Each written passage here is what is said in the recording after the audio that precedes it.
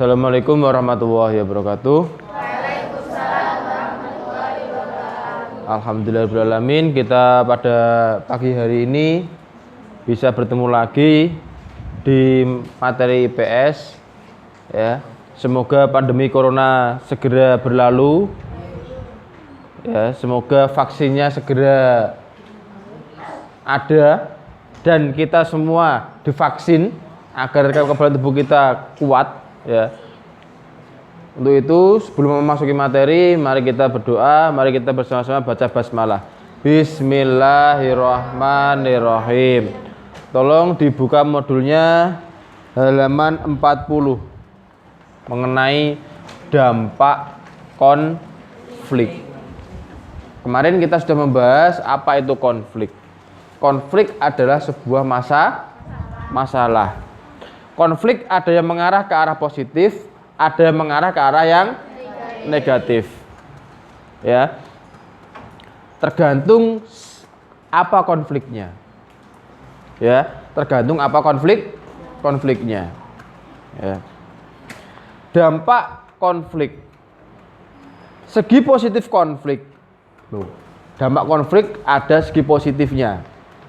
Dari segi positif, suatu konflik antara lain sebagai berikut. A. Membantu memperjelas aspek-aspek kehidupan yang masih belum tuntas ditelaah. Membantu memperjelas aspek-aspek kehidupan yang masih belum tuntas ditelaah. Misal, contohnya, adanya konflik itu membuat yang masalah dulu belum terselesaikan, akhirnya adanya konflik itu dari ini akhirnya terselesaikan. Contoh si A dan B. Misal, ini adalah Mbah A, Mbah B. Kita sebut ini Mbah A dan Mbah B. Contoh ini. Mbah A dan Mbah B ini adalah saudara. Ya, Mbah A dan Mbah B adalah seorang saudara. Dikasih warisan yang berbeda. Dikasih warisan yang berbeda. Tapi warisan tanahnya dan warisan tanahnya belum disertifikasi. Akhirnya yang memberi warisan adalah orang tuanya. Orang tuanya meninggal. Akhirnya karena belum disertifikasi, akhirnya menjadi sebuah pertengkaran, oyo-oyoan. Nanti bukti nih nak ikut tanam, nanti bukti nih nak ikut tanahku. Tanah wong tuane awak dhewe kabeh. Ya, contoh misal seperti itu. Akhirnya Mbah A dan Mbah B punya anak. Di anaknya konflik ini terjadi lagi. Ya, anaknya A mempunyai anak C, B mempunyai anak D. Di anaknya konflik ini terjadi lagi. Sudah lama nggak terjadi konflik antara A dan B terkait tanah ini. Lama-lama lagi terjadi konflik di anaknya. Membahas tanah. Delalah pada saat itu ada yang namanya PRONA, Program Nasional Terkait Sertifikasi. Akhirnya di sini terjadi masalah. Akhirnya C dan D mengambil mediasi atau menggunakan pihak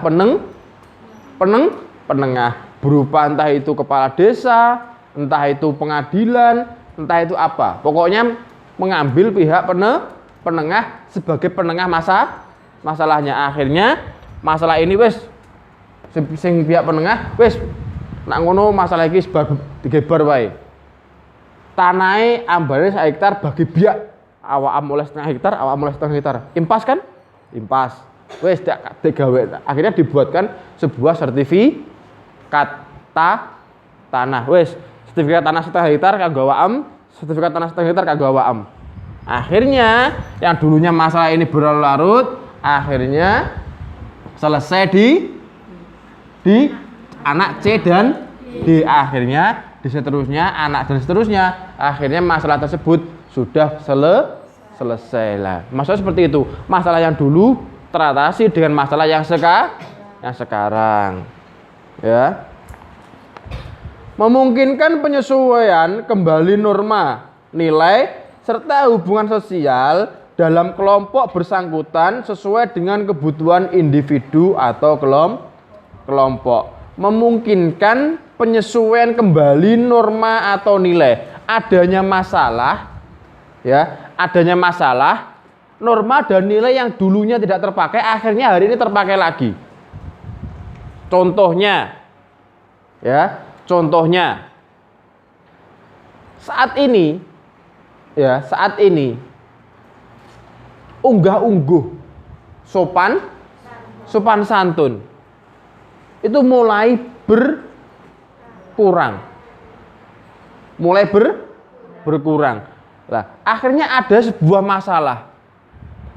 masalah yang mengharuskan sopan santun itu ada. Ya, yang mengharuskan sopan santun itu ada. Apa sebuah masalah itu?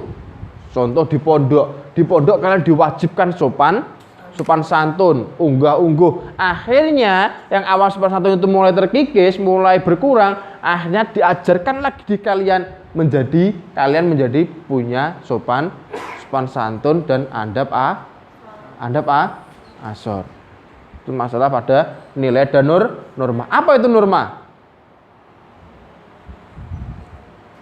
Norma adalah sebuah aturan. Nilai adalah tolak ukur dari sebuah norma. Contoh, Zulaikah cerewet. Setiap ada temennya dicereweti, dijudesi. Berarti Zulaikah masuk atau melanggar norma apa? Norma itu kan ada dua, norma tertulis dan norma tidak tertulis. Berarti Zulaikah melanggar norma tidak tertulis berupa apa? Berupa apa?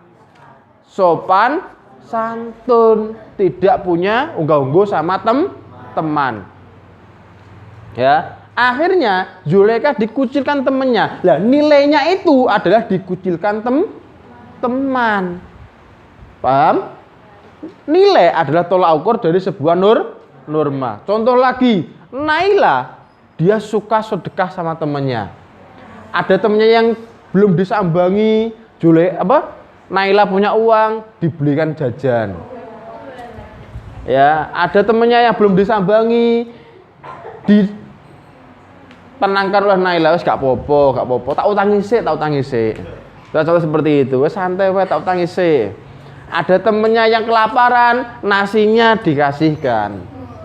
Ada temennya sakit, bajunya dicucikan. Seperti itu. Akhirnya Naila disanjung oleh temennya. Wah, Naila itu loh anak baik.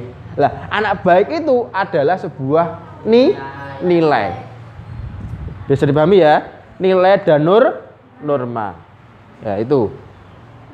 Nilai adalah tolak ukur dari sebuah norma. Norma adalah sebuah aturan. Aturan itu ada yang tertulis, ada yang tidak tertulis. Aturan yang tertulis contohnya tata tertib sekolah, tata tertib berlalu lintas, undang-undang itu adalah norma yang tertulis. Norma yang tidak tertulis adalah adat istiadat. Sedekah bumi iki kapan? Nek gak lakoni sedekah bumi iki piye? Itu tertulis gak? Di desa kalian tertulis gak norma itu? Tidak tertulis, tapi melekat dalam diri masyarakat. Itu norma yang tidak tertulis. Duk, cawe duk, nak mangan ojo karo melaku. Itu norma tertulis apa tidak? Tidak. Tapi melekat dalam diri masyarakat. Nah, itu adalah norma. Norma dan nilai itu adalah dua hal yang saling beriringan. Kalau kamu salah menafsirkan norma, maka nilainya akan negatif. Jika kalian bagus menafsirkan norma, maka nilainya akan positif. Tergantung si pelaksana norma.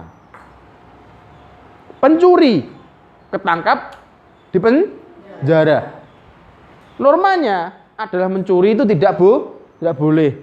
Ditangkap dan dipenjara itu adalah sebuah nilai.